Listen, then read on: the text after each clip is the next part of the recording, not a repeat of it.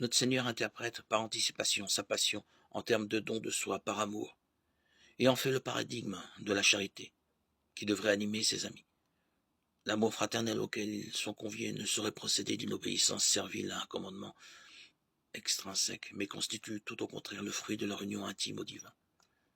Cep, dont ils sont les sarments, vivants de la même sève. L'obéissance au commandement nouveau apparaît dans le discours d'adieu, non pas comme la condition, mais comme la conséquence de l'union au Maître. Nous aimons parce que Dieu lui-même nous a aimés le premier. 1 Jean 4, 19. C'est dans l'esprit de charité qu'il nous a donné en partage que nous sommes appelés à aimer à notre tour.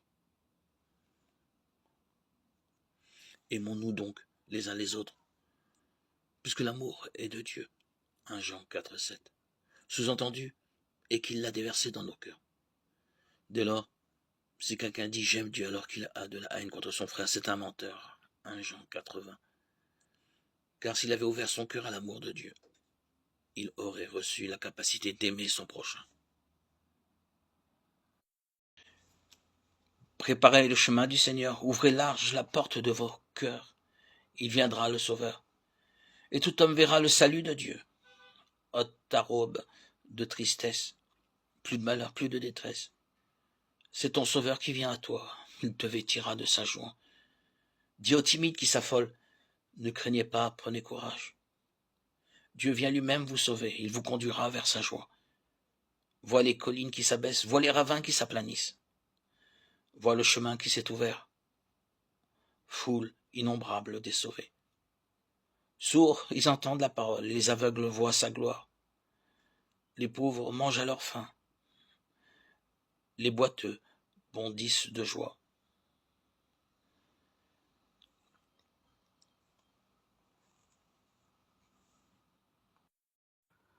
Vous qui soupirez en votre cœur après une vie supérieure à celle que le monde peut vous offrir,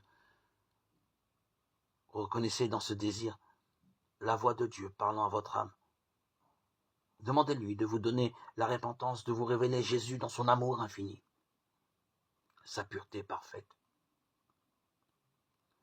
Les principes de la loi divine, amour de Dieu et amour du prochain, sont parfaitement illustrés par la vie du Sauveur. Un amour et un désintéressement parfait. C'était là sa vie.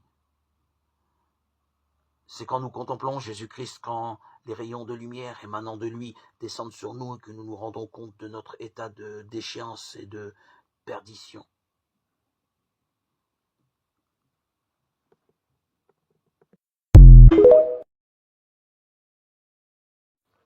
Plusieurs font taire la voix de leur conscience, alarmés en se persuadant qu'ils délaisseront le mal quand ils le voudront. Plusieurs s'imaginent qu'ils peuvent se jouer des appels de la miséricorde divine et rester néanmoins susceptibles d'en être touchés.